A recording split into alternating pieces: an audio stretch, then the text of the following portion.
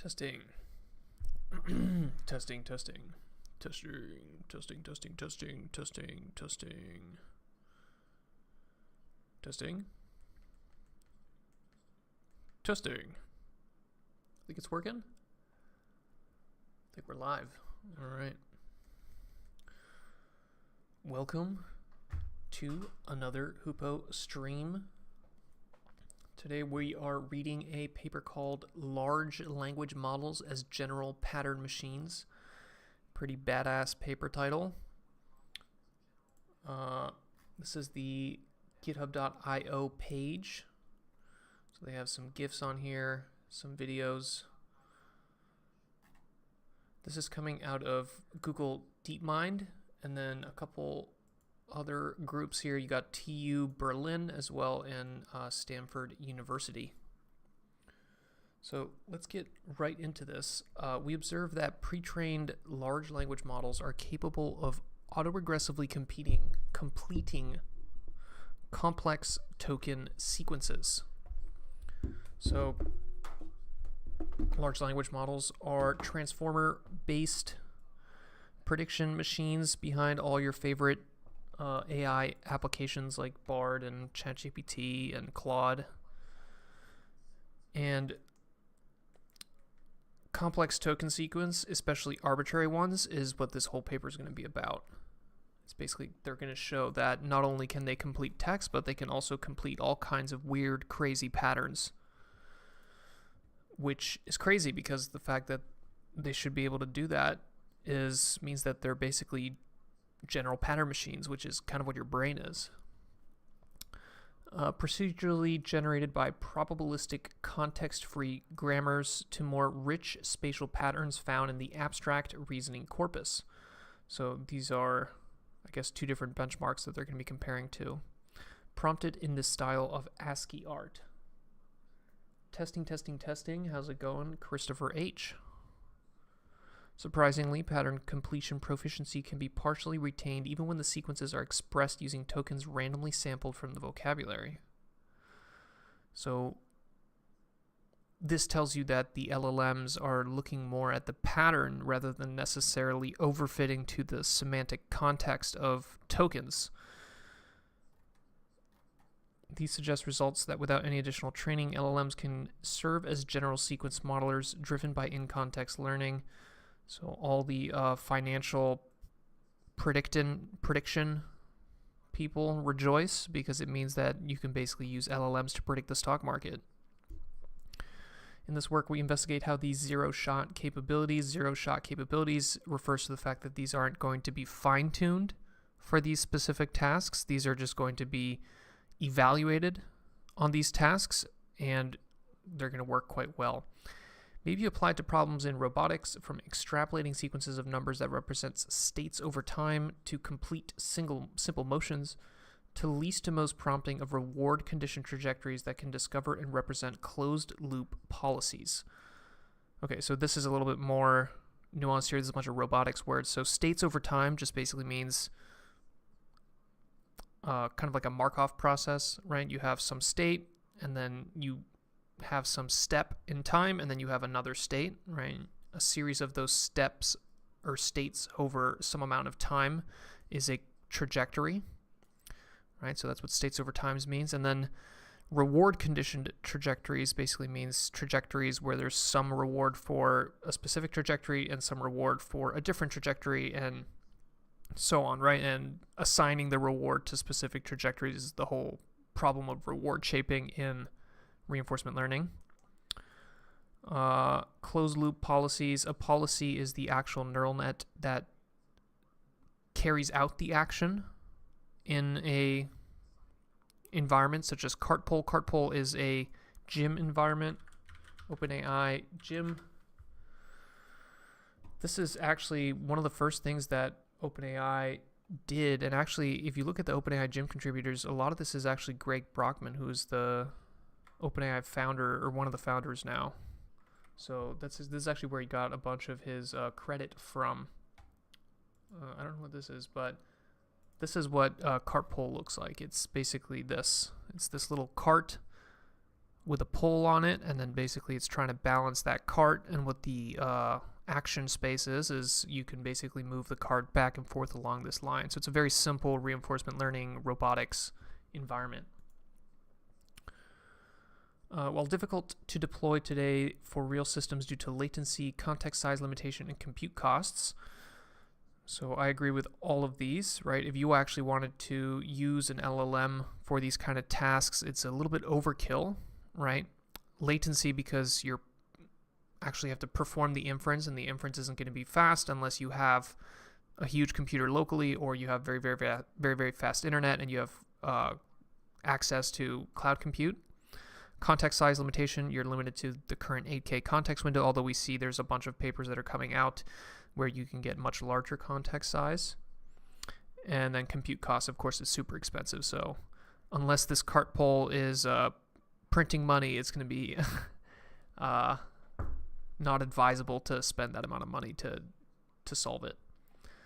The approach of using LLMs to drive low-level control may provide an exciting glimpse into how the patterns amongst words could be transferred into actions.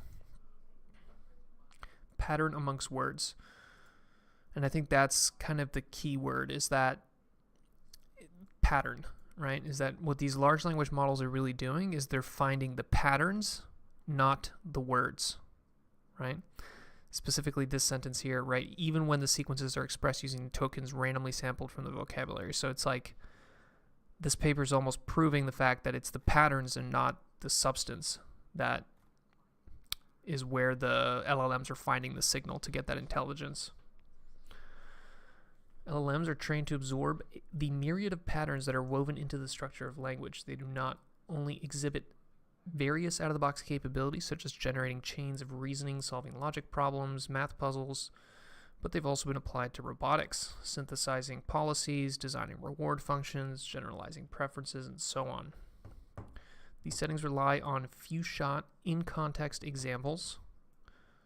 So in-context basically means in-context learning, so it means that the examples that you're providing about how to do something are within the context of that particular inference session. That specify the domain and input-output format for their tasks and remain highly semantic in their inputs and outputs. Key observation of our work, and perhaps contrary to the predominant intuition, is that an LLM's ability to represent, manipulate, and extrapolate more abstract, non-linguistic patterns may allow them to serve as basic versions of general pattern machines. That's huge. Because as stupid as it sounds, this means that potentially in the future, the speed of the spinning rotor inside your dishwasher might be based on an LLM, right? Like that sounds absolutely insane, but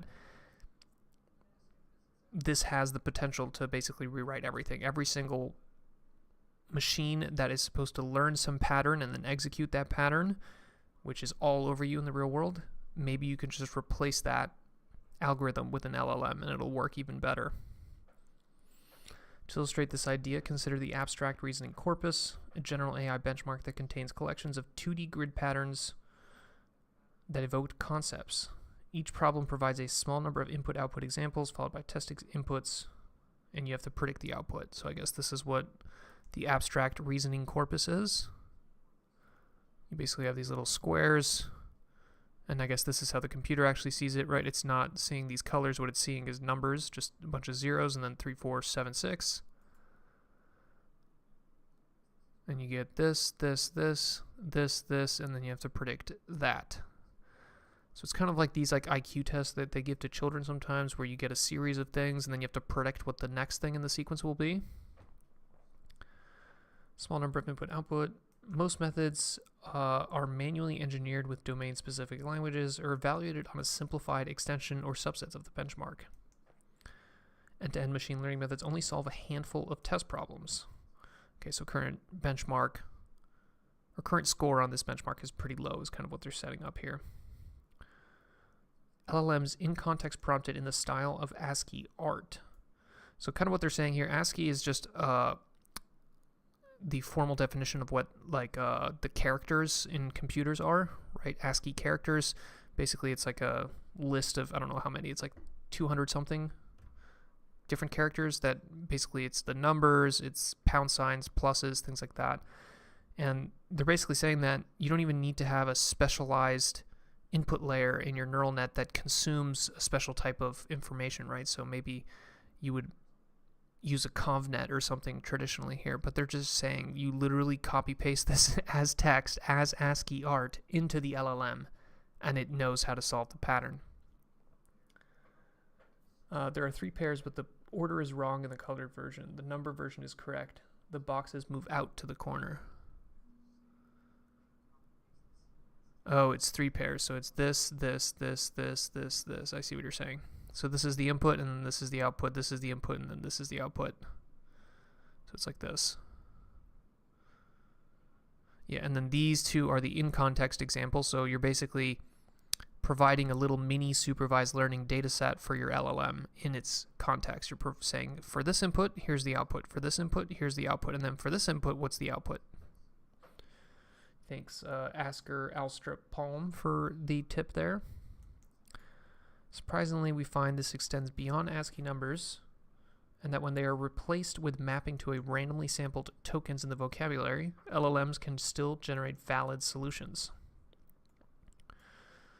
This results just an intriguing insight that LLMs may exhibit more general capabilities of representing and extrapolating symbolic patterns invariant to the specific tokens involved.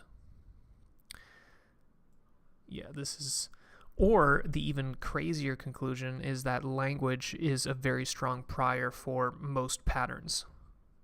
This is another way to think about it, where it's not that the LLMs are intelligent and are kind of like finding patterns. It's that the patterns that it has learned, right, the priors of language, are a general pattern machine, or whatever they want to call it, general pattern machine. I guess there's 2 ways of saying the same thing, but one of those puts all of the kind of emphasis on language, and the other one puts the emphasis on the specific algorithm that's learning that, the LLM. This is in line with and complementary to recent observations that using random or abstract label mappings for in-context classification retains some performance compared to ground truth labels.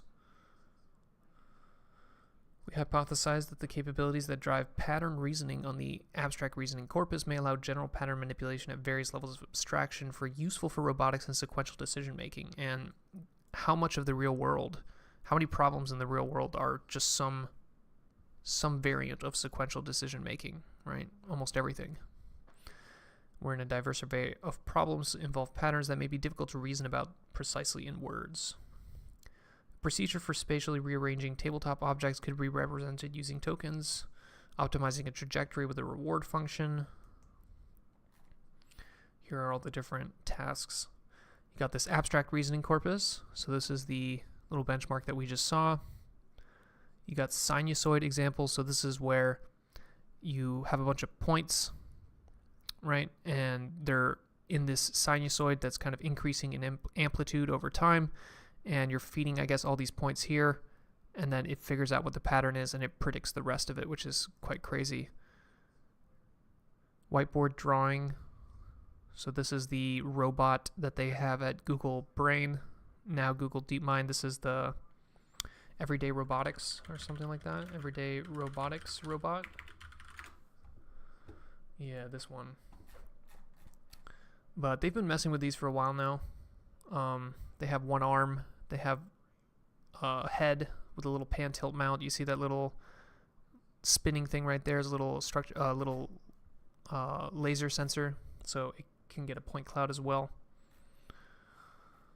And then what else do we got here? We got cart pole, which is, of course, is your classic OpenAI environment, OpenAI gym environment.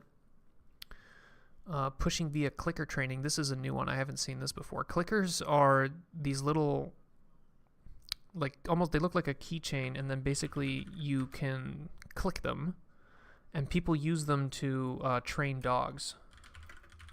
So anytime you see videos of people that are like training dogs, or like a highly trained dog, and they have that little thing in their hand that they're clicking, and the clicking is used to indicate to the dog that it's doing something correctly, right? And the reason you use the clicker is because the dog is kind of operating on a faster clock speed, if you want to think of it that way. Like, if the dog does something and then you wait to kind of give it a treat, the dog kind of doesn't really know what it did to get that treat anymore, right? Because there's like 1,000 different steps in between that. So the clicker allows you to immediately give the dog the feedback that it's doing something correct, and then it learns to associate that clicker with positive reward, and then you can kind of do all these tricks.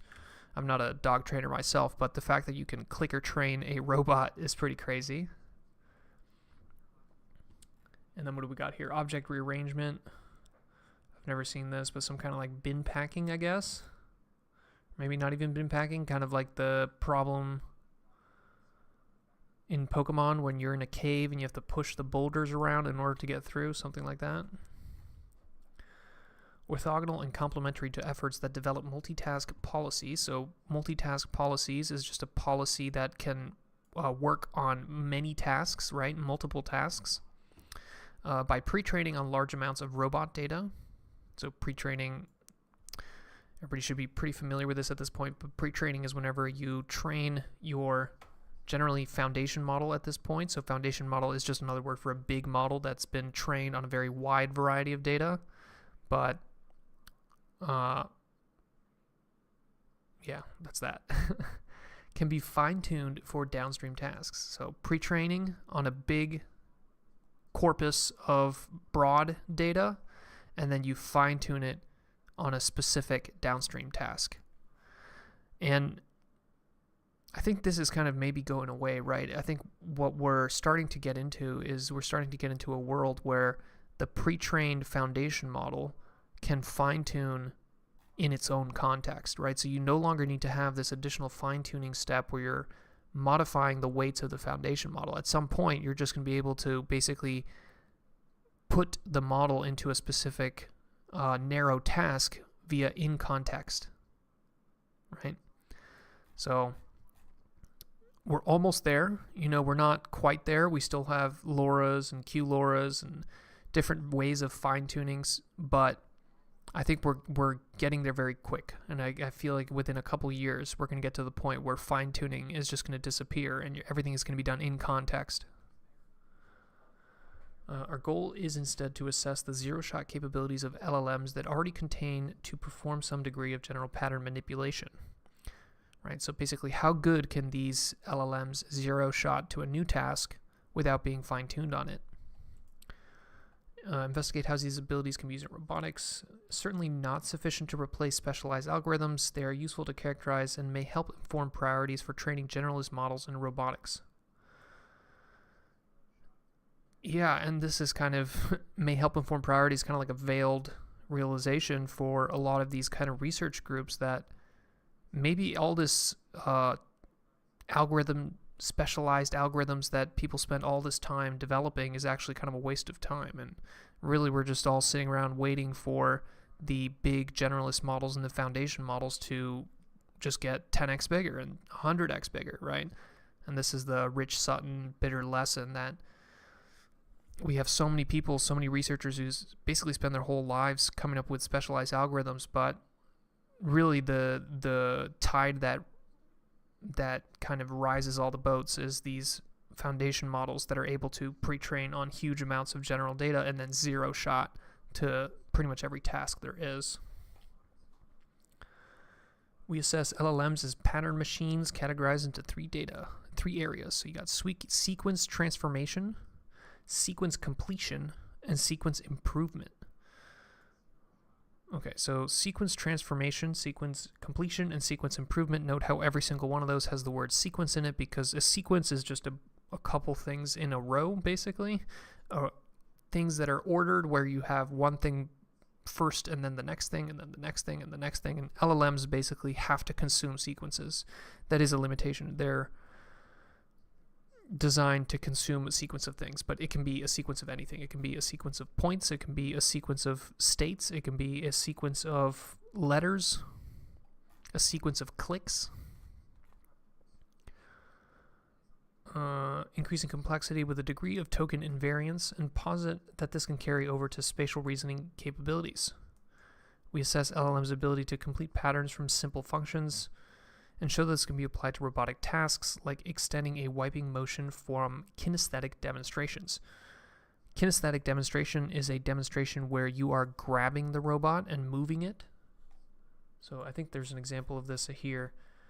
But yeah, so here you see how this person is grabbing the robot and then moving it. So that's a kinesthetic demonstration. You're literally grabbing the robot and moving it, demonstrating to it what it needs to do. And I think that's what they're going to show here, is that you kind of just grab the hand, how to do that, and then you let go, and then it can basically repeat the process. The combination of in-context sequence transformation and extrapolation further enables LLMs to do basic forms of sequence improvement.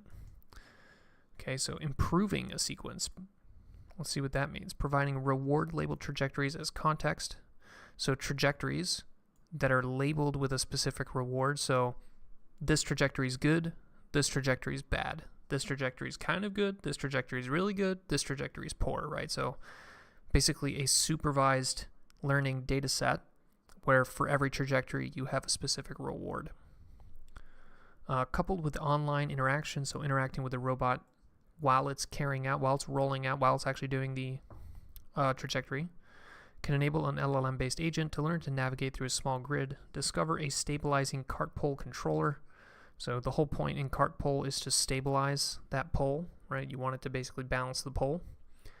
And optimize simple trajectories via human-in-the-loop clicker reward training. So here's your clicker reward, clicker training robots. Code, benchmarks, and videos will be made available at this github.io. Did they actually release the code? Code coming soon. Nope, haven't released the code yet. That's 0 for 2 on code for papers this week. The paper yesterday also said that they were going to release the code, and then they didn't. So both Google and Apple not releasing code. Pattern-related work. So here they're going to talk about previous attempts and techniques. Pattern reasoning by prompting pre-trained LLMs with few-shot input-output examples is driven by in-context learning. Hello, Naughty. G8YTH. Gaith? I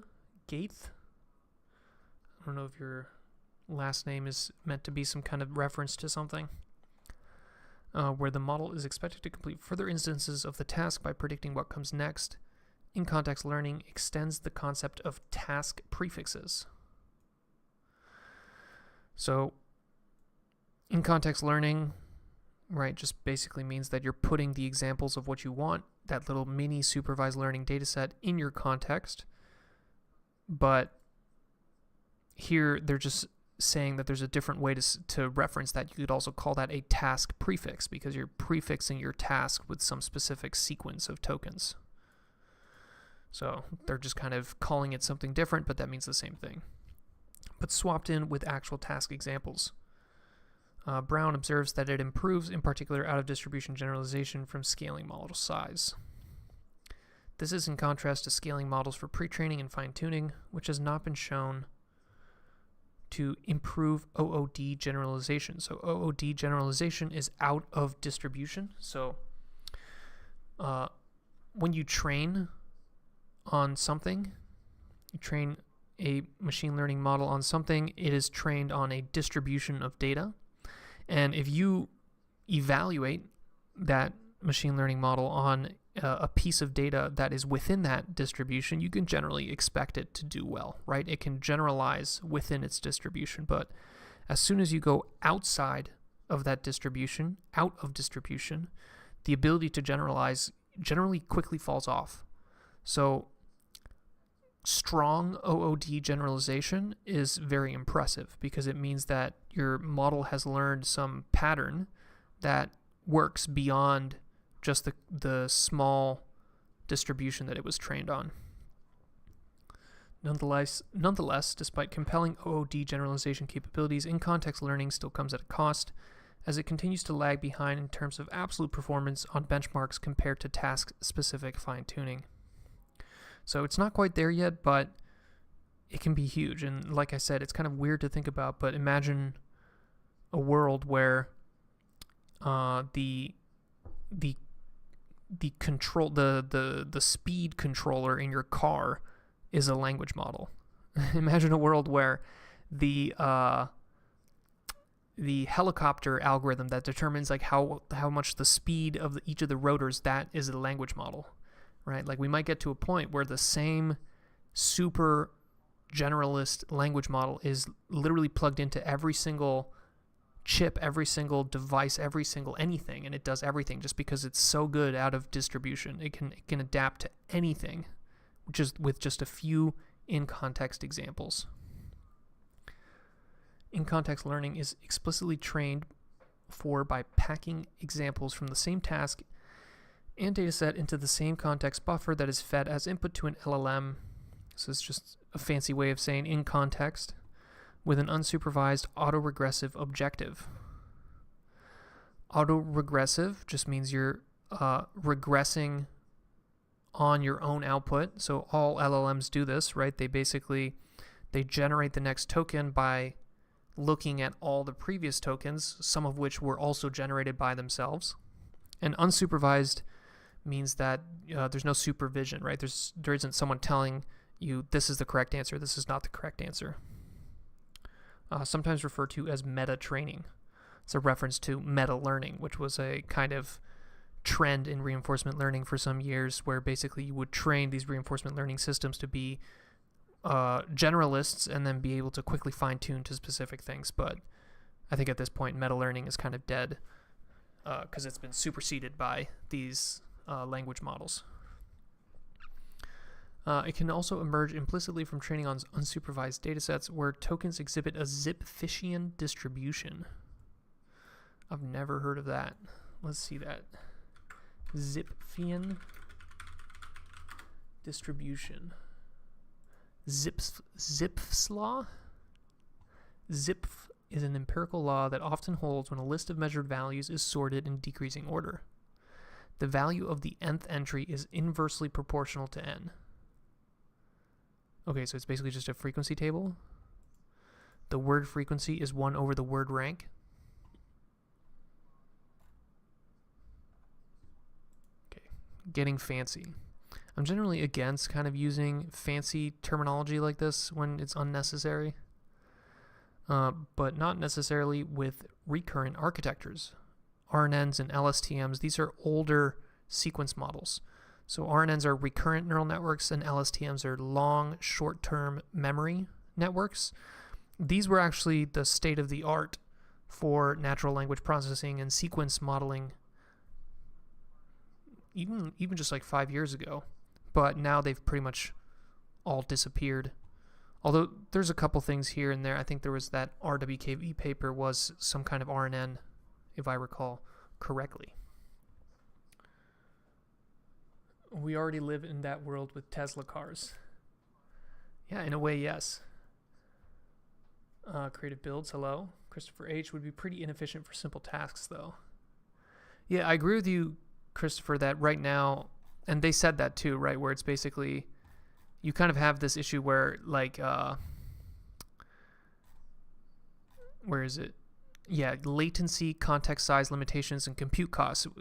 Keyword there, latency and compute costs, right? There's no point in having a 7 billion parameter Llama 2 model inside your toothbrush, right? But what if 5 years from now we have a quantized version of a 1 trillion parameter Llama 10 model, that somehow fits inside a tiny, inside a 2 kilobyte chip that's sitting in a toothbrush? Then at that point, do you want to have some complicated control algorithm with some heuristics, or do you just want to use one of these LLMs? So I think that the miniaturization of LLMs will, combined with the fact that they're so strong at out of distribution generalization, I think that's an underexploited trend.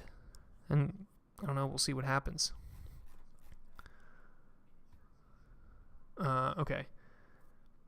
Least squares in context learn simple functions on par and can generalize to a seemingly unbounded number of tasks.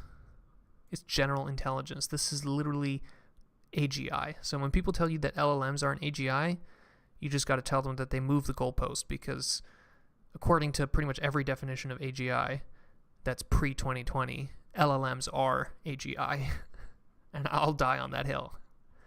better than multitask and multi-layer perceptrons with Bayesian interpretations of this phenomenon.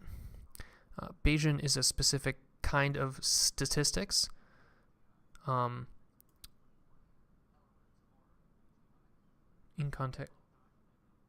context learning occurs during inference without gradient updates to the weights of the model.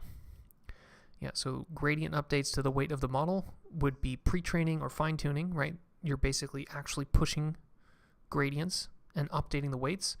But in context learning, you're not doing any of that. You're just basically putting it in the prompt, and it just learns from that, which relies on information stored in the weights of the model during LLM training. Observes that generalization of in-context learning can be characterized as a more exemplar-based, as opposed to generalization of in-weights learning, which tends to be more rule-based.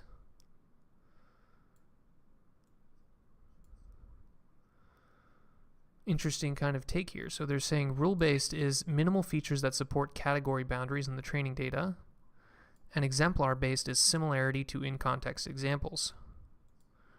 Which is kind of an interesting way to break it down, because I bet you that's kind of how our brain works as well, right?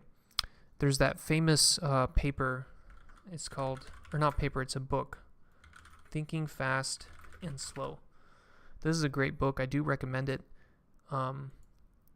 But in this paper, this is a guy who did studies on humans, so this is not computers, this is humans, and he kind of came to the conclusion that humans have two different ways of thinking. They have this kind of like fast pattern matching kind of way of thinking, and then they have this slower, kind of more methodical way of thinking. So I wonder if we're starting to see that in these LLMs as well.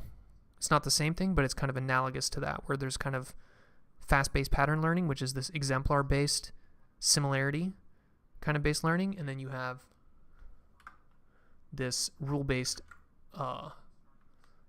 slower type of learning. In this work, we are particularly interested to in context learning and depending on the task using semantic priors of numeric tokens. So your tokens are introducing some kind of prior, right? There is a prior just in the choice of tokens. So if you have a specific vocabulary that you're using in your LLM with some amount of words, those words are acting as a prior. So picking the right token is important.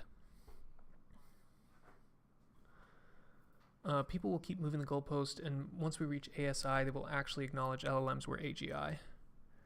Is the slower thinking where the brain recognizes information, the faster you don't have to reorganize, but make use of the structure? Thinking fast and slow reminds me of an LSTM. Yeah, similar kind of idea. Creative builds, I agree with you. To me, I don't think we've gotten ASI yet. I think ASI, which is artificial super intelligence, I don't think LLMs are super intelligent, right?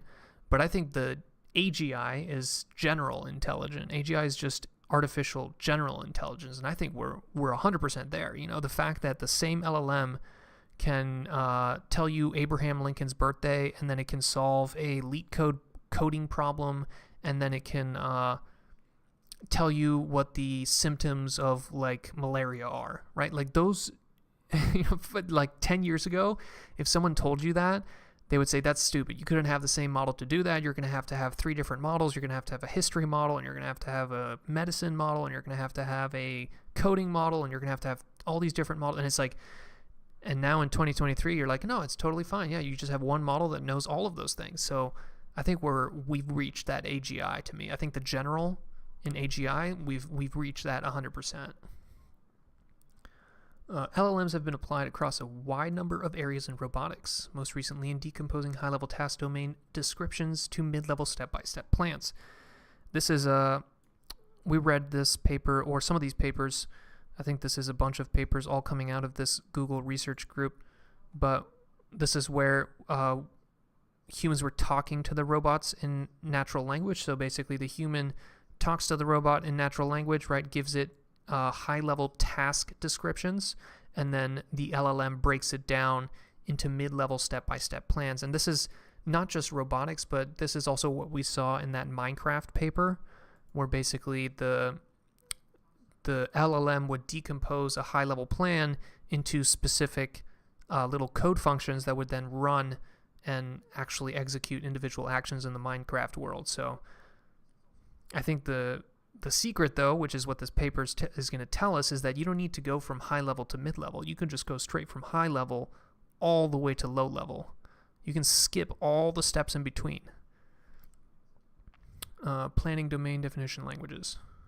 These methods leverage the semantic priors stored in LLMs to compose new plans or parameterize primitive APIs, but whether LLMs can directly influence control in a zero-shot manner remains an open problem. Right? So this is what they're saying. You can go from the high level to the mid level, right? We've seen plenty of papers do that, but have we seen people go from all the way at the high level to all the way at the bottom, right? The lowest level, control. Like the amount of voltage and current that is going into your motor, right?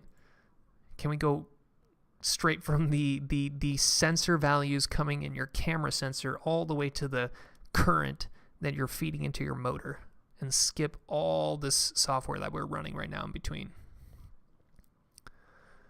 We investigate how the pattern reasoning capabilities may drive various control tasks or to extend or optimize low-level action sequences. While it is possible to explicitly train models for these capabilities, this work instead focuses on the inherent abilities of LLMs out of the box, which may have downstream implications for the role of language pre-training for building generalist embodied AI systems. Keyword here, embodied, right? So embodied basically means you're giving it a body, right? Embody. And that's what this particular research group at Google really wants to do, right? They really want to make this little helper robot that just sits in your house and you can teach it to do things and it'll do your dishes for you. It'll vacuum your house. It'll kind of pick up the trash, walk your dog. I don't think we're very far away from that. I think that it's picking up. I think the technology's there. And you now have a bunch of companies that are working on this. You have, obviously, Tesla. You have Google. There's a bunch of different startups. So I think if I had to put money, I feel like we're less than 10 years away from a robot in your house that does all the cleaning. But that's also famous last words, because people were making that prediction like 50 years ago and it never happened. So maybe there's another hard problem that we haven't figured out yet. Closely related to our work is Brooks, which uses an LLM to represent a rollout policy and world model in context. So a rollout is one trajectory of a policy. The policy is the actual neural net. The rollout is the actual steps and actions and states that it got to in a specific trajectory. The world model is referring to the fact that a lot of these reinforcement learning systems traditionally have what's called the world model, which is a neural net, usually at this point. It used to be other things, but now it's almost always a neural net. And it's a neural net that can predict the next state given the current state and the action, right? So it's basically a model of the world. It's a model that says, if I'm in this state and I take this action, where am I going to end up, right? And over time, what that is learning is just basically learning the causality of the real world. And then uses model-based Q-learning. Q-learning is kind of another reinforcement learning term. So this paper is kind of jam-packed with reinforcement learning here, which you can see a lot of this research group is kind of based on, it's just people who've done a bunch of reinforcement learning, so they kind of think of everything in reinforcement learning terminology. But Q-learning is learning the Q function, which is kind of estimating the reward. Improvement across a collection of toy environments. Toy environments are just simple environments like OpenAI's gym environments, which are not literally toys, but they're meant to be easy to solve. So the whole point of something like a cart pull is not that it's difficult to do, it's that it's relatively simple to do, so you can basically learn it quickly. So if you come up with some new learning algorithm, you can try to get it to solve cart pull, and you can expect to do that reasonably on one computer in an afternoon, right?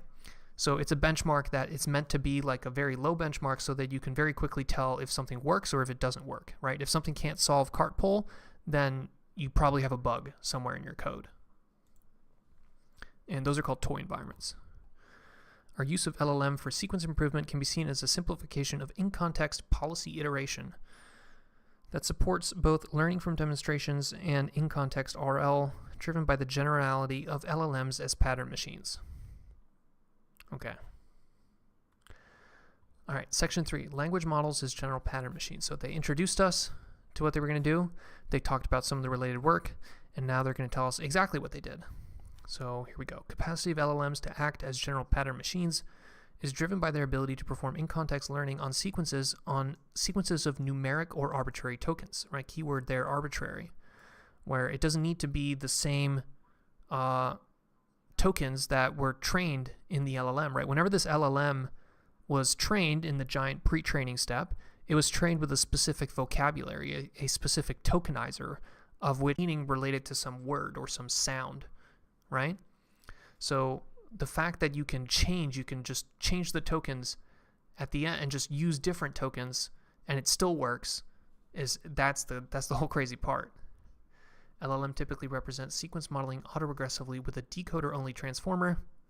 So this is transformer that you have an encoder and you have a decoder. This is a transformer that only has the decoder, right? It's autoregressively, it's looking at its own output and it's predicting the output token by token. By factorizing the probability of a sequence X, so here's our first math definition. We have some sequence X. This is the wrong color. I want green color. Why can't I do green? Green color, there we go. Sequence X, which is a sequence of symbols, S1 to Sn, into the product of conditional probabilities, P of X, all the way here. So probabilities, you don't sum probabilities, you multiply probabilities, right? So if the probability of flipping ahead is 50%, the probability of flipping ahead twice is 50% times 50%, which is 25%, right? So when you're dealing with probabilities, you multiply them. And then what is a conditional probability? A conditional probability, why does this not? Conditional probability is the fact that this little p here, p of si, is conditional. You see that?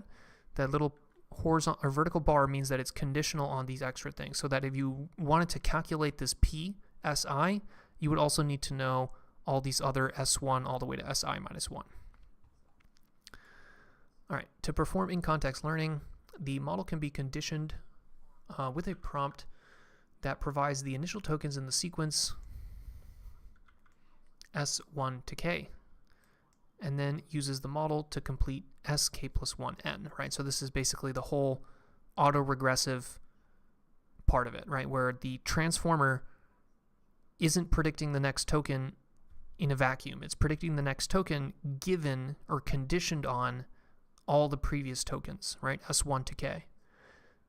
So the example of the coin flip that I gave you, right, that would not be a conditional probability. If you're flipping coins, the probability of that next coin flip is not conditional on however many coin flips you had before, right? It's independent of those coin flips. But this type of transformer, right, it is conditional on previous tokens. The adaptability of in-context learning lies in the amount of flexibility that can be packed into S1 to K. This prompt sequence can itself contain many sequences, each an input-output pair, and perhaps additional task conditioning. Right, so you can put pretty much anything in this prompt. So specifically, a model can learn in context to complete a prompt, which is a set of n examples. Here we got n examples, S1 to K, x1 all the way to xn, where xi is a variable length sequence. Okay, so they're just kind of making it extra confusing here, but they're basically saying you have a sequence of sequences. So each s is really x, and each x is really a sequence of s. So this is really just a sequence of sequences. Rather than investigating in-context learning with natural language tasks, we are interested in investigating more abstract notions for non-linguistic patterns. The following sections evaluate these capabilities across LLMs and show how they can be used in robotics. By varying the notion of what each xi should be, we can characterize in-context pattern learning capabilities into the following 3 categories. All right, so what do we got for these 3 categories? And each one of these is going to have their own section, so it seems like sequence transformation is going to be section 4, then sequence completion, section 5, and then sequence improvement, section 6. Okay. Sequence transformation. So you have some sequence x1 to xn-1, where this is a sequence of sequences. Each subsequence of variable length, and xn is the query input.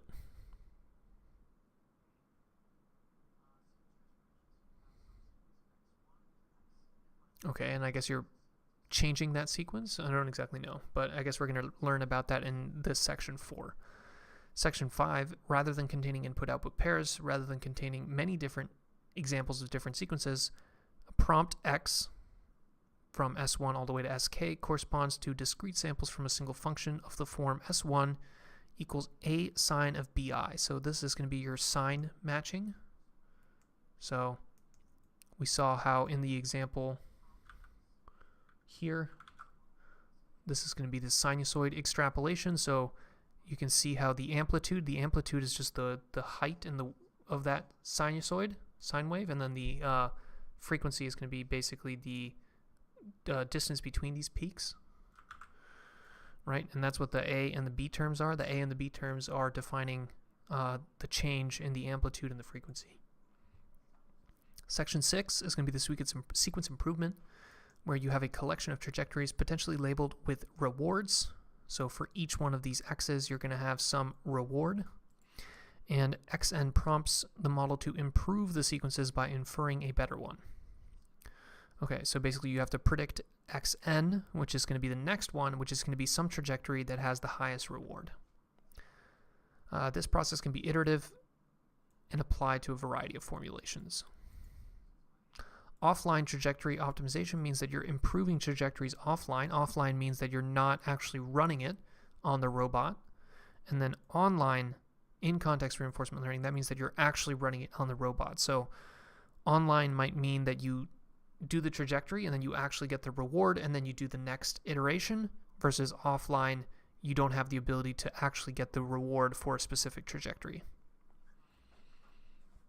All right, let's look at this sequence transformation task here. LLMs are capable of in-context learning the distribution of functions that represent sequence transformations by completing abstract patterns observed among examples of input-output sequences. Arbitrary tokens, each drawn from a fixed alphabet alpha, or A. So this is going to be your vocabulary. What is going on? For example, suppose that we are given a string of input-output examples such as 530, 35, 761, 67, 932, 29. Okay, so could you do that? Could you complete this? Right, so it looks like 530, 35, 761, 67. It looks like you're basically taking this second number and this first number.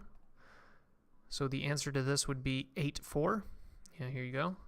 So I was able to do that as a human. Success. A consists of tokens that are space prefixed digits 0 to 9. Space prefix is just a fancy way of saying it's a digit with a space in front of it, so you see there's a space there. A comma token to separate inputs from outputs, and a semicolon token to delineate examples from each other. So this is the crazier part too, right? Is that this hasn't been defined. Like there's no specific definition to the LLM that commas mean this and semicolons mean that. It's inferring what every single one of those means, which is crazy. I can't read your name, but off topic, can you please cover distilling neural radiance field to neural light field for efficient novel view synthesis? Potentially, you should post it on the Discord, because I will not remember based off this comment on the chat. Okay, so here, LLMs out of the box. So they're comparing a couple different LLMs here. You have Text DaVinci 03, which is one of the older OpenAI models. This was back when you could actually, I don't know. It's older for now though. Text DaVinci 02, Text DaVinci 01, Palm, and then fine-tuned. And what is this? Can solve a non-trivial number of problems on the ARC. So this is how many of the ARC, the abstract reasoning corpus problems, it can be solved. And actually, look at this. Look at how strong Text DaVinci 03 is. It's better than Palm, but this is not even Palm 2. This is Palm 1. So there's a Palm 2. I wonder why they used Palm and not Palm 2.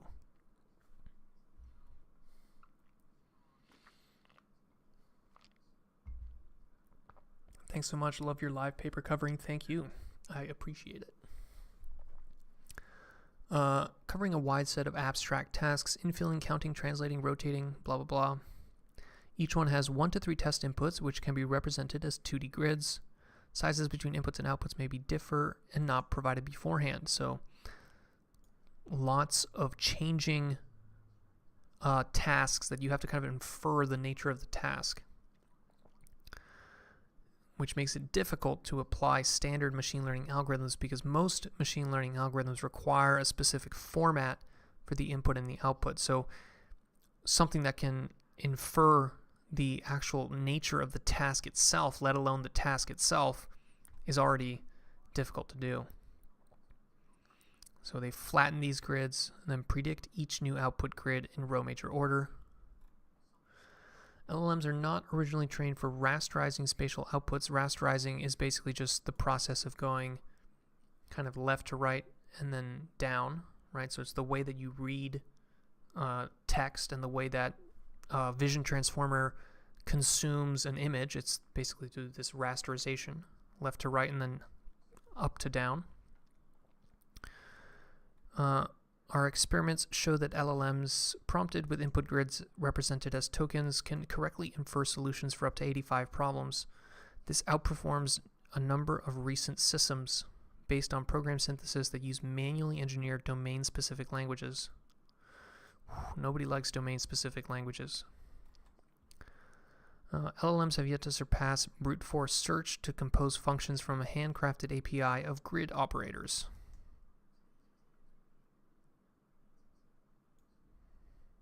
So if you have a handcrafted API of operators, right, such as flip this and move this to the right, an operation is just one thing that you can do with this grid of things. And it seems like this paper here, they showed that you could just brute force search over all these different handcrafted grid operators and get a pretty good result, but that just seems like a bogus thing to compare against. LLMs are perhaps the best performing generalist method that exists today. Understatement of the century.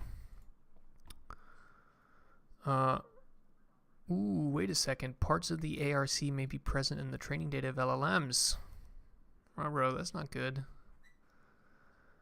Because that means that if the training data is in, if the ARC is in the training data, that means that this is no longer out of distribution generalization. This is just in distribution, which is nowhere near as impressive.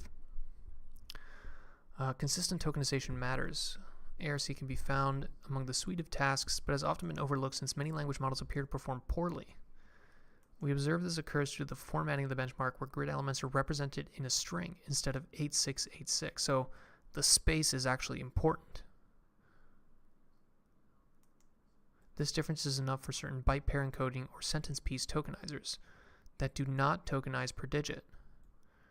Oh, that's pretty clever. So it seems like when people tried to solve the ARC with LLMs, they didn't have the spaces here, so the LLMs were just reading this as one token, right? So that's actually something that we saw in the Llama 2 paper, is they do that. So Llama 2, where's the paper? Technical details. Read the paper.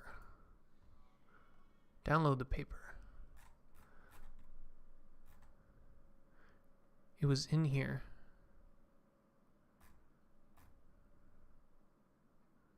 Yeah, here we go. Look at this.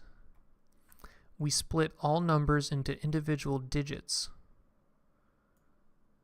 So that's actually really good news. It means that you should be able to use Llama on the ARC without having to use this trick of putting a space in between it.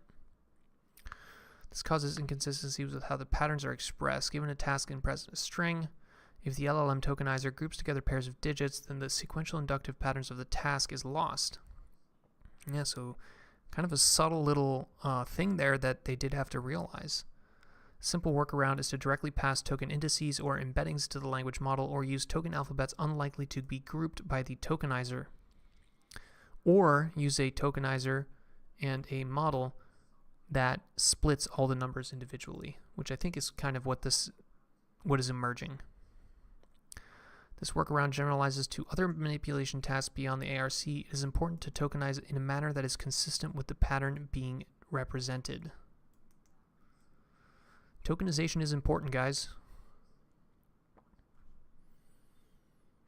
That's why I've always hated these benchmarks for LLMs. There's literally zero way of knowing that they aren't just training on the test itself. Yeah, I agree with you. Creative builds, it's very difficult to know, especially because nobody tells you what they trained on, so there's kind of secrecy in the training data. So as soon as there's secrecy and then there's a financial incentive to perform well on benchmarks, I think everybody's cheating. I think everybody's basically putting the benchmarks in their training data. The hypothesis that LLMs can serve as general pattern machines stems from the observation that they can surprisingly still solve a non-trivial number of ARC problems using alphabets sampled randomly from the LLM's token vocabulary. So instead of using individual numbers, you basically create a mapping, right, that says, okay, every time you see an 8, see that as the word fall. Every time you use a 9, see that as the word chev. Every time you see a 3, see that as the word whatever that is, right? And for example, the tokenizer that's used in Llama 1, which is sentence piece, has 32,000 tokens. So there's 32,000 words inside this. I sometimes call them alien dictionaries. But in here, they're not alien dictionaries, right? They're basically representing just things like this.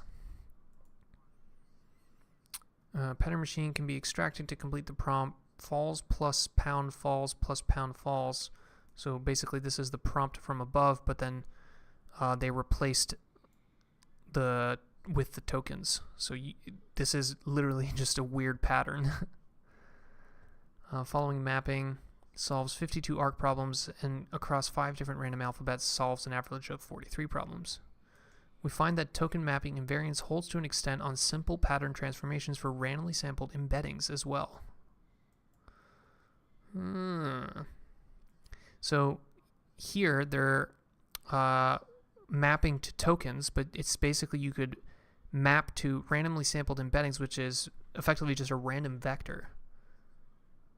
But specifically not just any vector, but a vector that is not an embedding, that is, I guess, far away from any embedding in that latent space. Maybe having an entity group which others can give API access to their model to.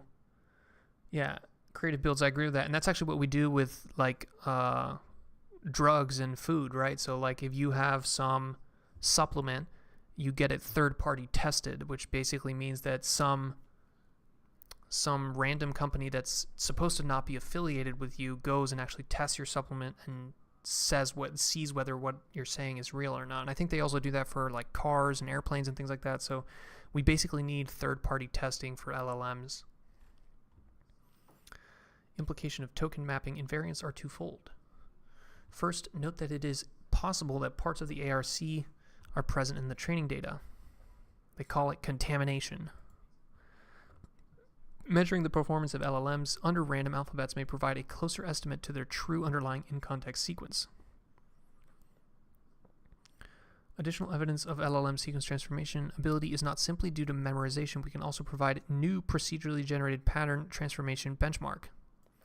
Okay, so this is their kind of answer to that, is that, hey, we don't know if this ARC is in the training data, so let's come up with some new benchmark, which we're going to procedurally generate. So there's no way you've ever seen this example before, and then we'll see if you can still do it. We hypothesize that the pattern manipulation capabilities which token invariance implies could help drive positive transfer from patterns learned across internet-scale language data to new modalities or symbolic representations for robot reasoning. So this is kind of what I was saying before, where language is a prior for intelligence. Language is a prior for pattern matching. which seems like it's a powerful statement, but intuitively we understand this perfectly, right? You can take a human and teach them something new pretty much with any human, which is kind of a crazy concept.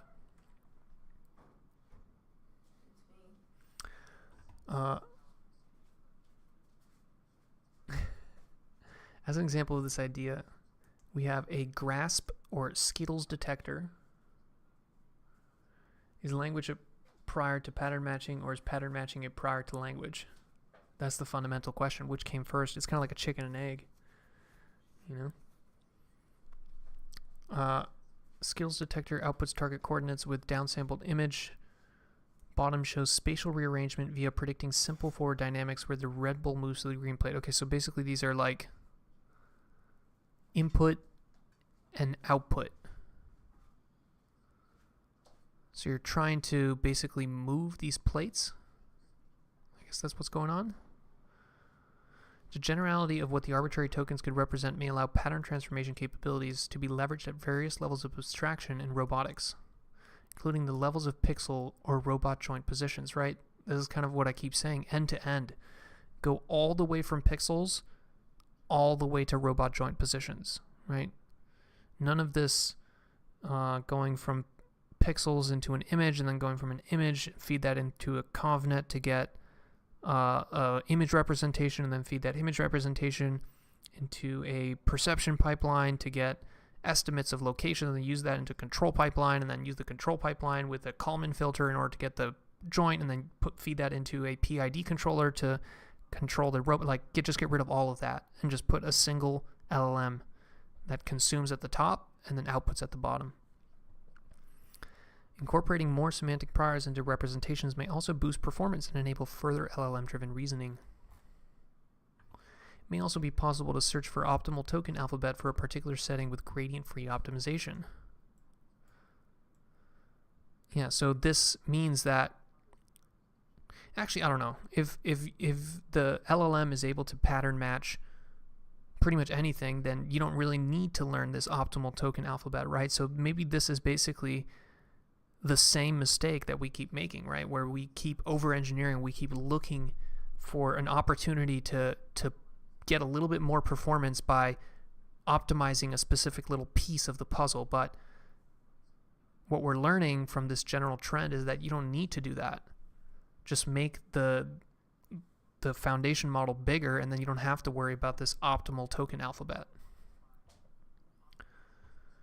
Illustrations of transformations in our PCFG benchmark. Procedurally generated, like, robot top grasp detector.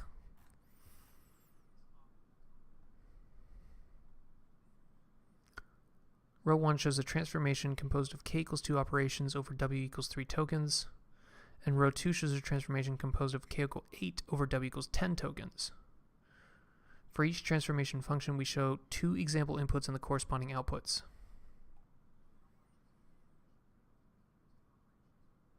I mean, these are starting to get to the point where I don't think I could predict the next one, you know? Like, could you do this? Could you predict the next? Okay, so 530, 35, 761, 67. I could get the next one. It's just, you're just swapping these two.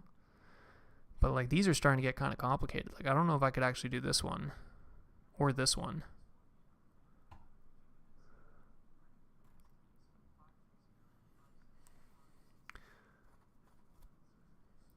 It's expression versus compression. You can say that make the model bigger, which I agree, but then after learning how to compress the model is needed. The mistake they make is always trying to do both at once.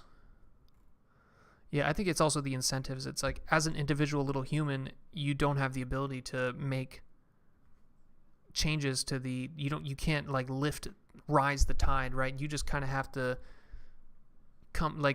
finding an optimal token alphabet for some specific robotic task. You can do that in one semester. You can do that in a year. You can publish a paper on that. But the kind of actual, like, the actual thing that matters, right, which is the foundation model, that's like very difficult to change and impact as an individual person. So I think it's like the incentives and the reality of just humans being small little worker ants means that we always try to do what a single little worker ant can do. And we don't think in terms of like each little individual worker ant is actually kind of pointless. Okay, PCFG benchmark. So same models here. You got Text DaVinci 03, which is, I guess, still winning. Palm, very close, and that's Palm 1. So we can expect Palm 2 to be even better. And then these ones here, ADA, Babbage, Curie, these are kind of way worse. Difficult to measure incremental progress towards better pattern machines that we could use for sequence transformation in robotics. Therefore, we introduce a new adjustable difficulty benchmark.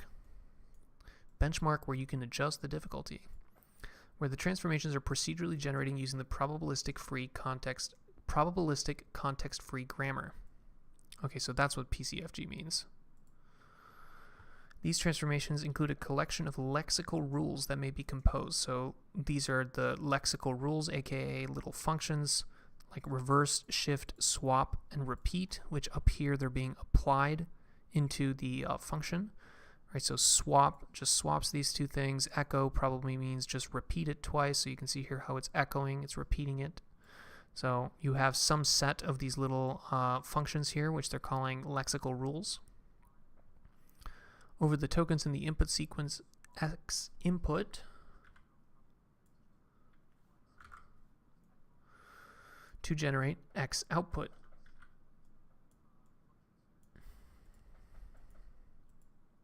Got OCD about my colors, guys. Give me that color, give me that color. Example composed transformations are given in Table 2. The complexity of these transformations can be controlled by varying the number of tokens K to be used to express sequences Xi all the way to Sk. Increasing the number of lexical rules W used to define the transformations. So more of these lexical rules.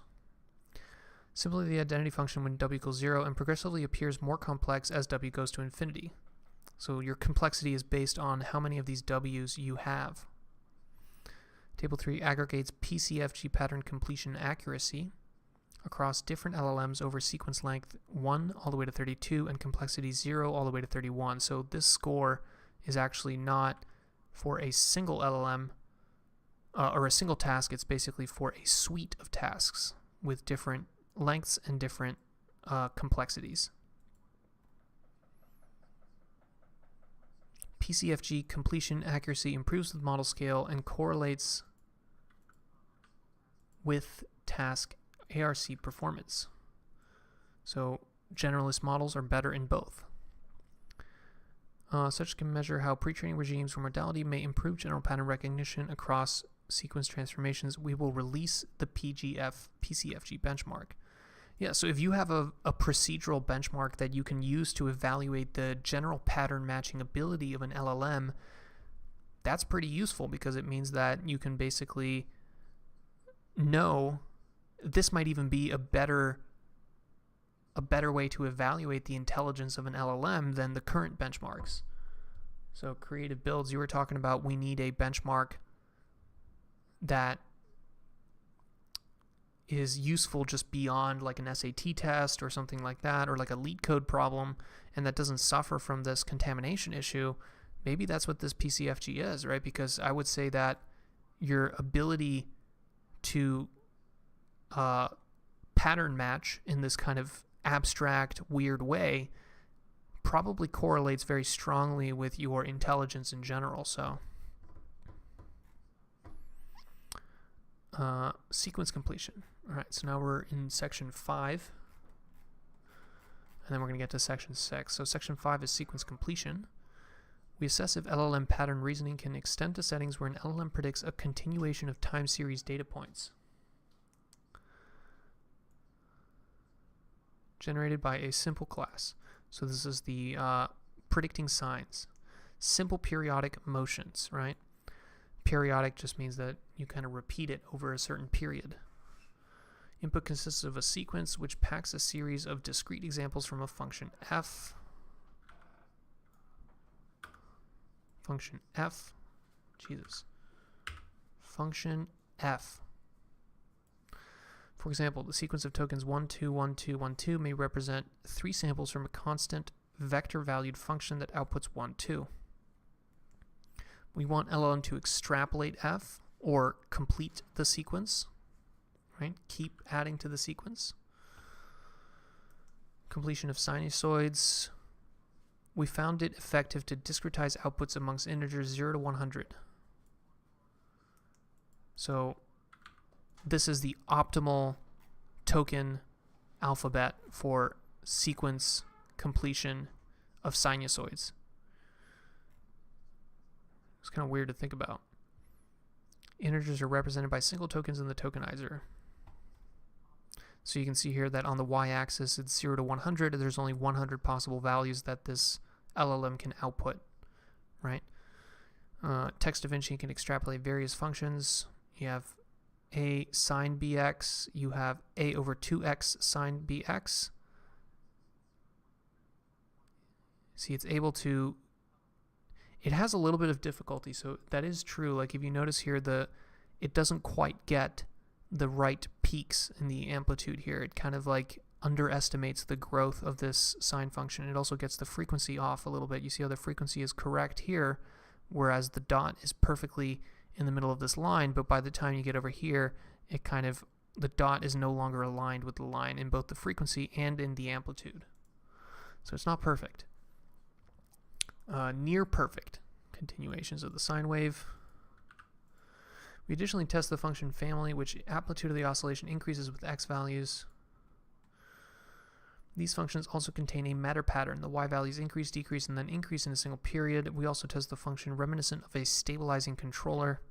Across these functions, we observe that a greater context and larger LLMs yield higher quality predictions. I think this is the biggest part here, is that these sequence prediction and sequence completion tasks are effectively a benchmark for just intelligence, which kind of we already understand intuitive. I think that like most of the time when you go in school and they do these IQ tests, they're basically these kind of things, right? They're prediction tasks. I don't really recall anymore, but like basically they give you like triangles and like squares, and they're like trying to get you to like get these next. So we use these same benchmarks to determine human intelligence. It would make sense that these same benchmarks would work to quantify LLM intelligence. We do not use any specialized prompts explaining what function should be completed. We can therefore operationalize this zero-shot capability to implement open-loop motion extrapolation problems in robotics. Encoding a series of positions sampled from a demonstration and predicting future positions. So this is the kinesthetic demonstrations that they were talking about. Table sweeping and whiteboard drawing. In table sweeping, the goal is to continue a human-provided kinesthetic demonstration of sweeping a portion of the table, which is this one here. We're sweeping the table. And then loop drawing is going to be this one. I guess they're drawing a little loop-de-loop. Look at that. Look at that little loop-de-loop.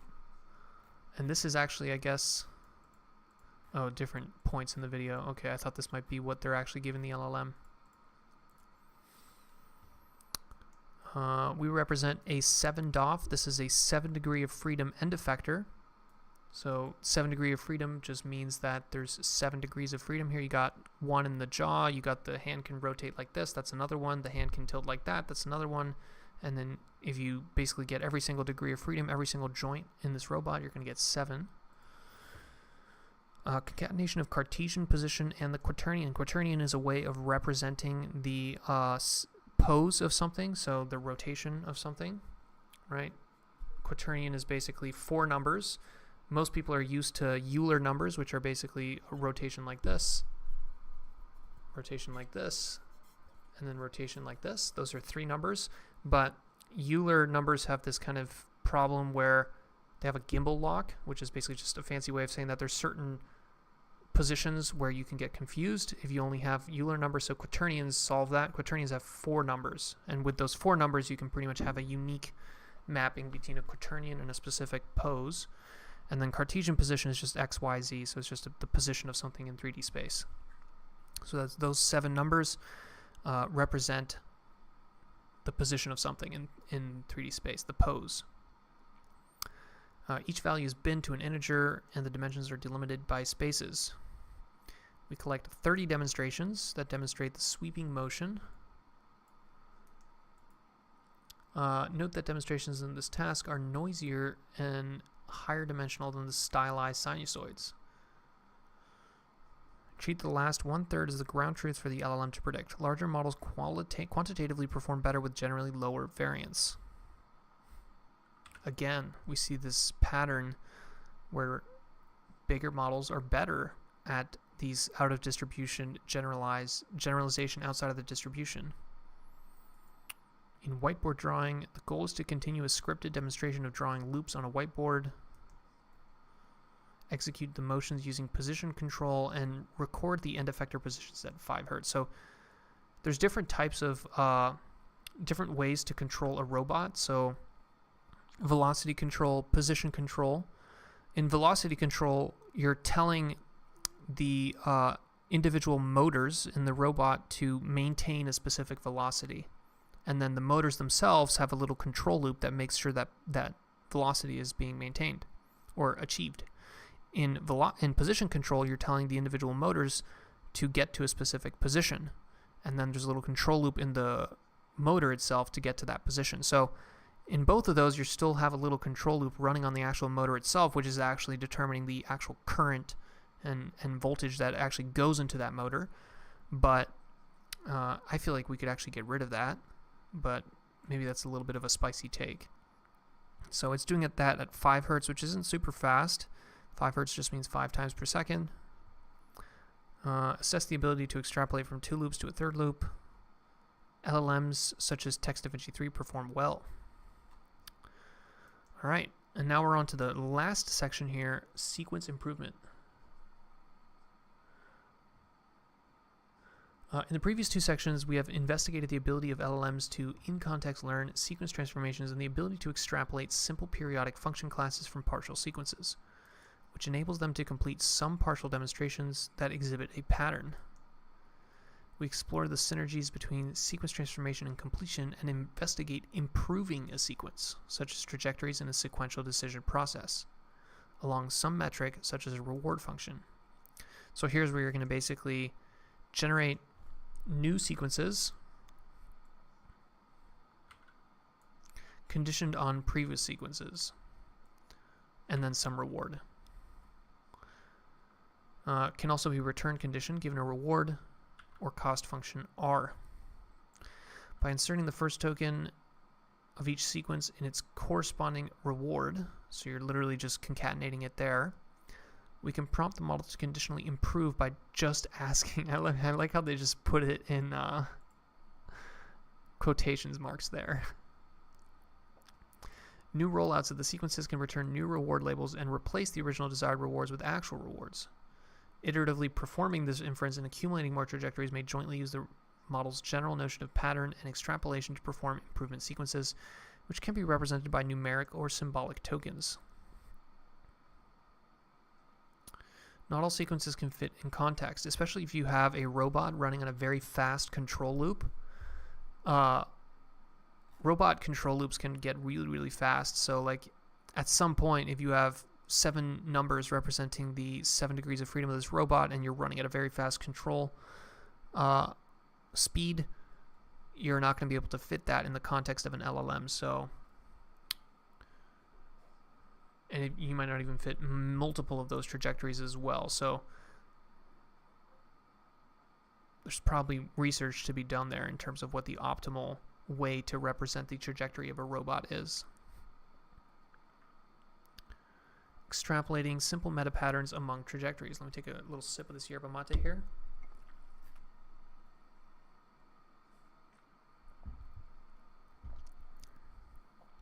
Here we have a Panda robot, I think it's called. Panda robot.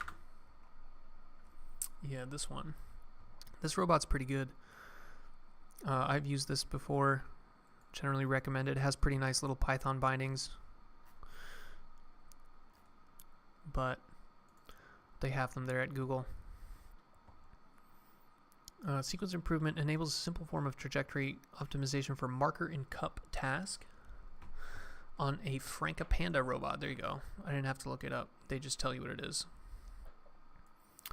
Where we define the prefix reward for trajectory to be negative distance between the final end effector position and the cup.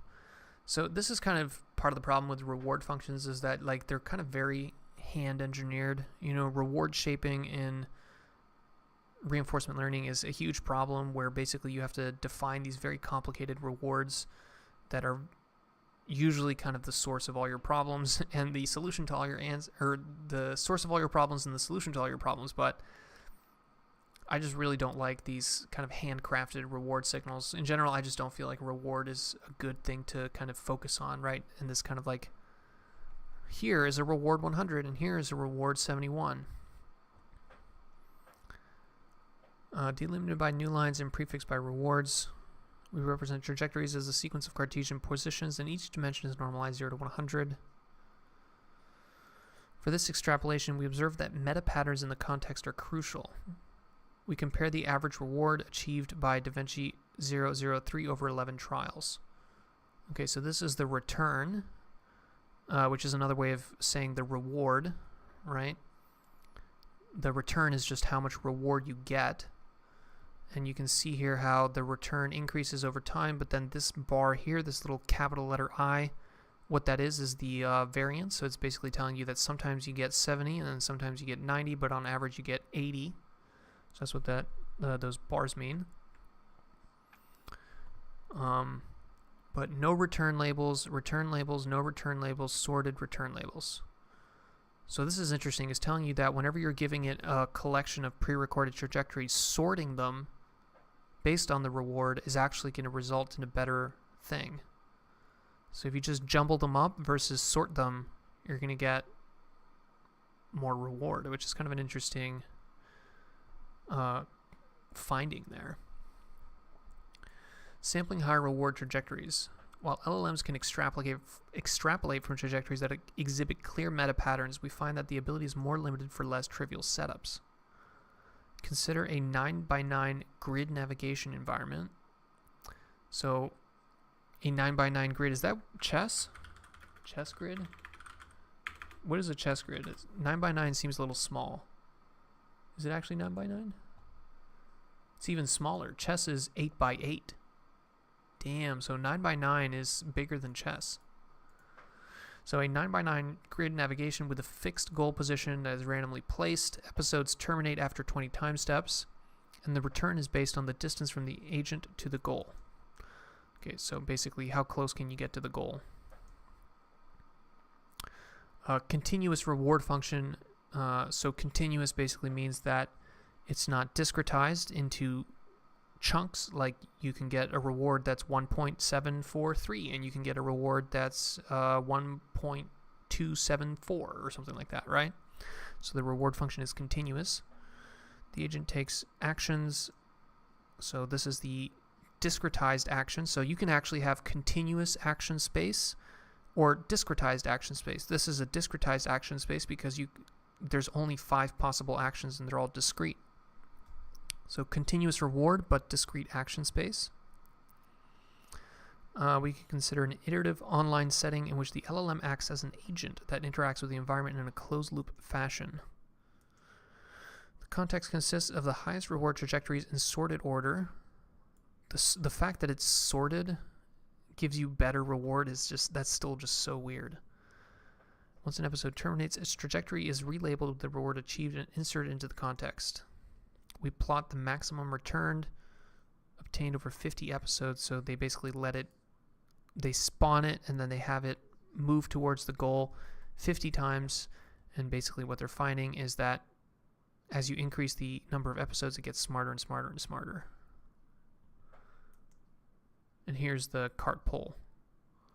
So I guess for this simple navigation task, they got it in about 50 episodes, so it took 50 tries to get to the optimal trajectory, but for cart pull, it takes about 200 episodes to get to a policy that can balance the cart pull.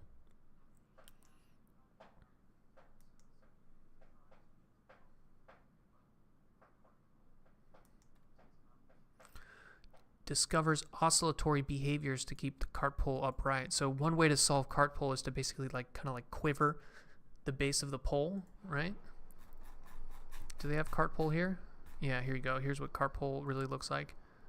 So that's what they're saying. They're like, it moves like that to keep the pole balanced.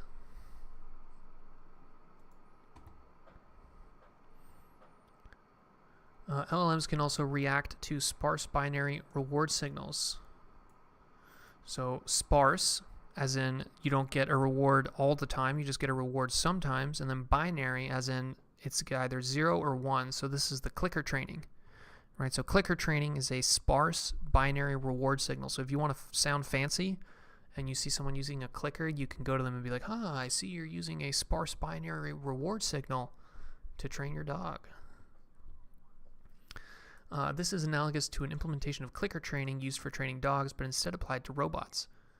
In this setup, at every time step is 2 seconds, the robot executes an action corresponding to a movement of its end effector. The human observes the action and chooses to give a reward. Episodes reset every 30 seconds, and the first 2 episodes are generated by random extrapolation, or random exploration. So initially, right, it has no idea what the fuck you want it to do, so it's just kind of doing random things, and then you click whenever it gets kind of close to the thing that you want it to grab, and then it starts to learn, oh, okay, this is where you want me to be, okay, I can get to that, and then there you go. Clicky, clicky.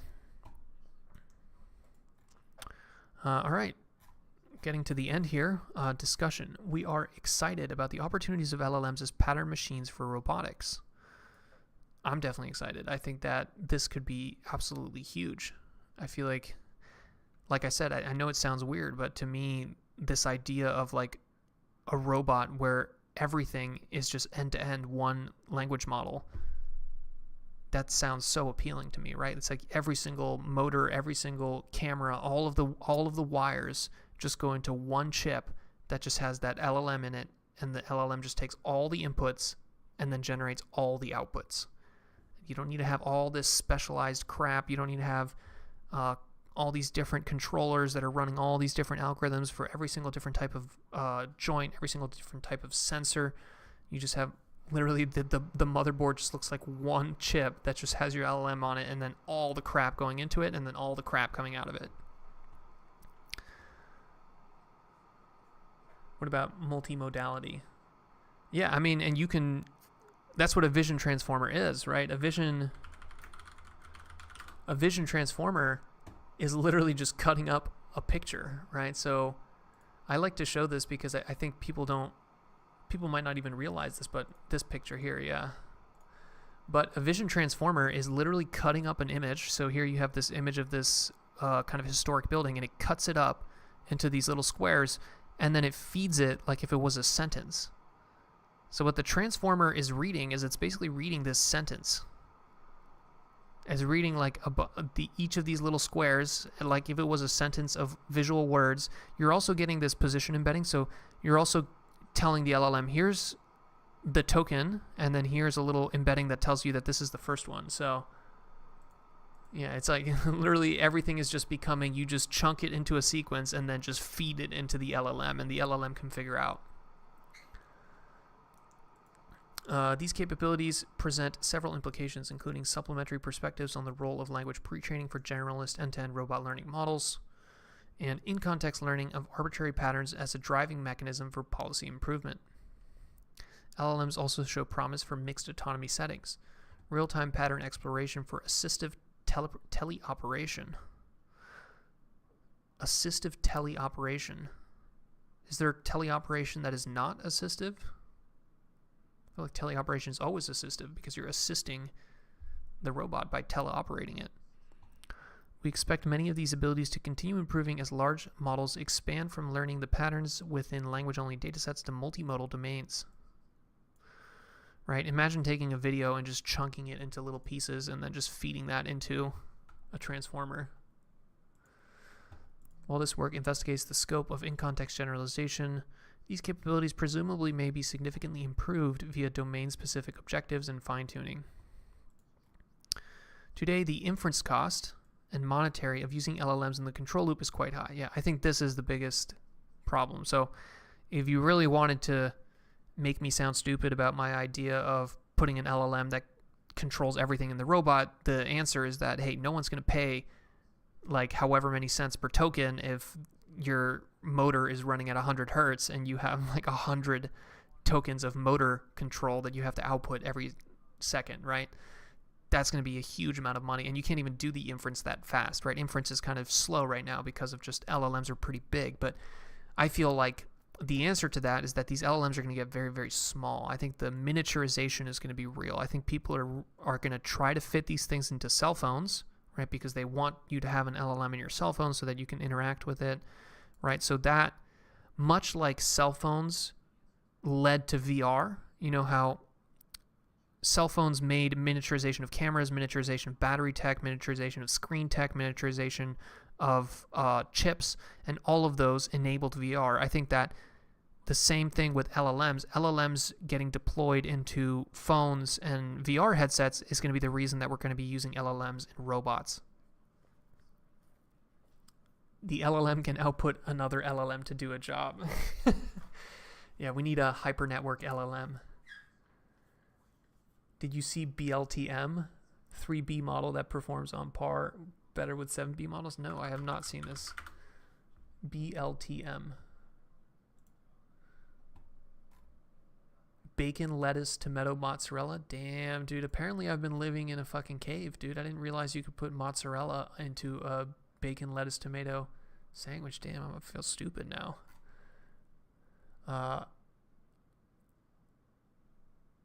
BLTM news. BLTM deep learning. Estimating Bayes label. This one. Bayes label transition matrix, something like that. Predicting the next token for every sequence, every dimension of every time step involves querying an LLM. State action spaces which are higher dimensional and or greater precision also result in longer trajectory representations, and thereby the extent to which they can be extrapolated or sequence optimized is bounded by the context length of the models. These limitations may prevent deploying these models on more complex tasks in practice, but to be lifted over time as the current efforts continue to drive improvements in LLM quantization and inference efficiency. Yeah, I think this is existential for robotics. The entire field of robotics might just be eaten up by NLP. As with any other language-only model, LLM-based control may be unpredictable. I mean, that unpredictability is the sauce of intelligence, you know? I think it's the same way that humans are unpredictable. When you hire someone, you don't know if they're going to do what you tell them to do, but the fact that they can adapt to unforeseen things, that's the whole point, is that humans are flexible. So any robot that's based on LLMs like this is going to be flexible like that, which is kind of weird to think about because we think the robots of today are very strict and heuristic, right? Like they always draw between the lines because the way that we program them is very state-based. There's a finite state machine inside that robot. But whenever you have an LLM and it's end-to-end, it's going to look completely different, and that robot might do weird things. Lack visual physical grounding, and thus it is not currently suitable for applications outside of constrained lab settings. We leave the exploration of these important topics for future work. All right, do we got anything here in the appendices? Sequence transformations. This is just examples of their weird arc task. Input, output, input, output. Dude, some of these look really weird. And it's like literally solving it. Like, this looks weird and I can actually see it in color and as a picture. But the LLM is actually seeing it like this. So just think about how much more crazy that is, that it can actually solve that pattern just from that.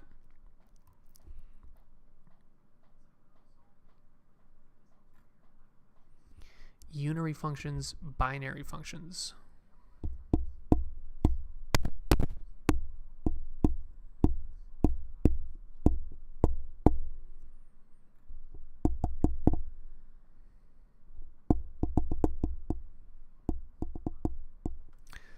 DaVinci Palm.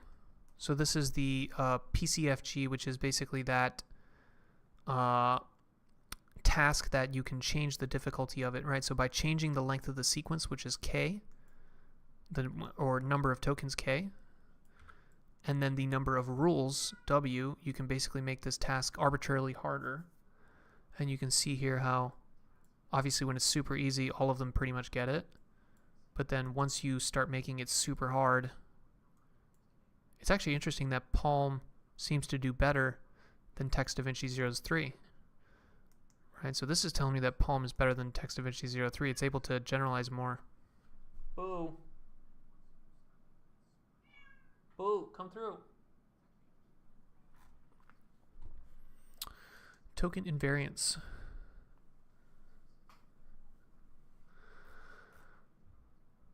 So here they changed the tokens, the vocabulary, and it kind of seems to work fine.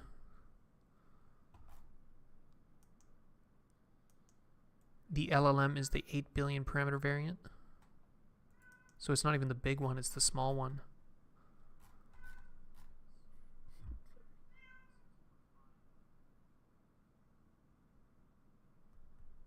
There will also be new chips in photonics, so performance will improve. Whatever you just did, my ears. I don't know, did I make a weird sound? I'm sorry. Marker in a cup. Okay, we got more examples of this crap. Cart pole. Action representation. I think there's a version of cart pole that actually has continuous actions, but they use the easier one, which is the discrete action cart pole.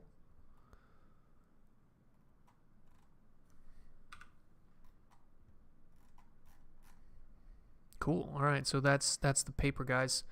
Let me take a sip and then let's summarize this.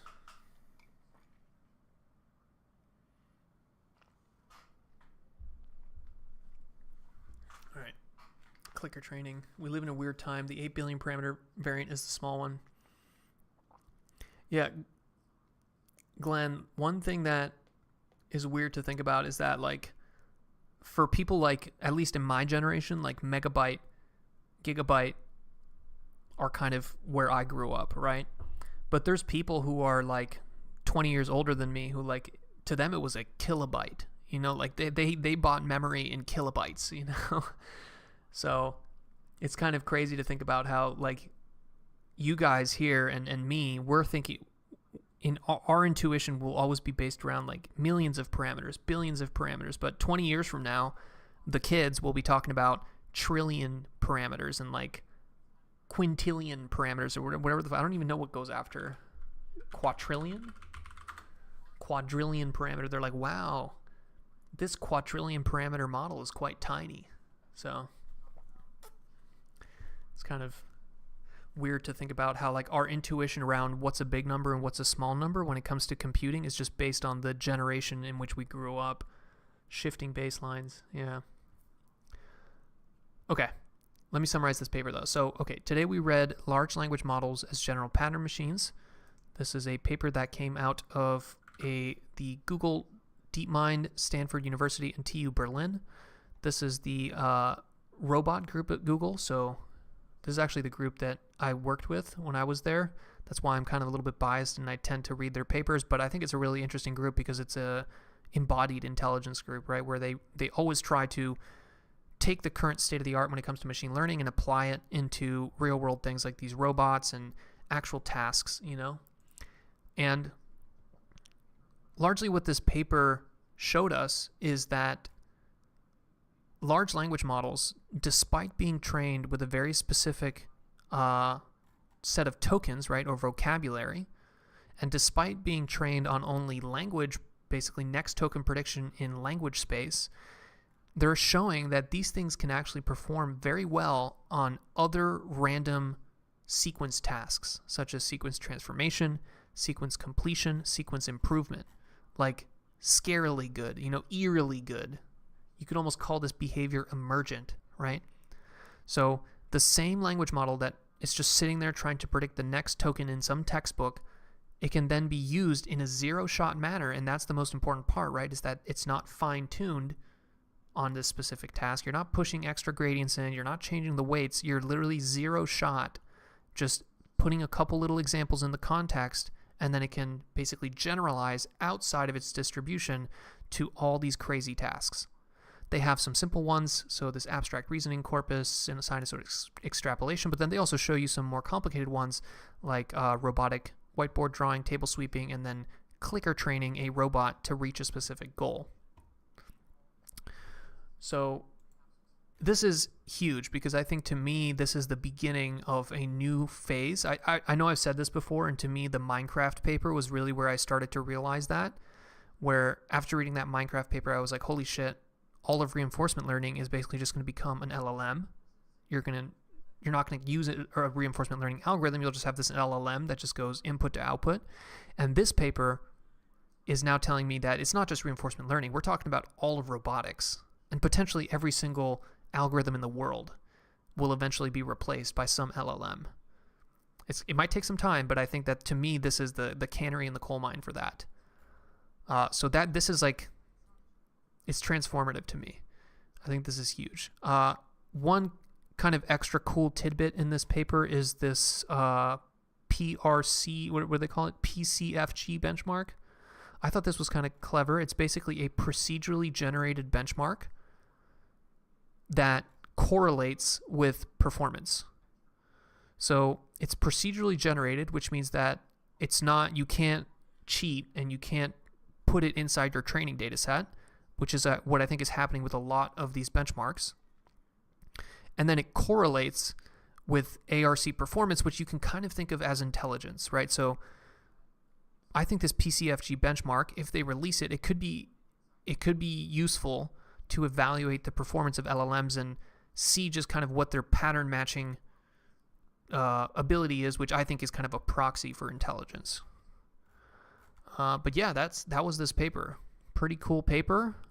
Very easy to read. I like papers like this that you can read and they read like a book. It's not like this fucking tangle of equations and crap and terminology that doesn't need to be there. Maybe I'll give them negative points for this Zipfian distribution. Like, dude, why talk about Zipfian distributions? But overall, very cool paper, and I think this has me quite excited about the future of robotics and reinforcement learning and just computing in general.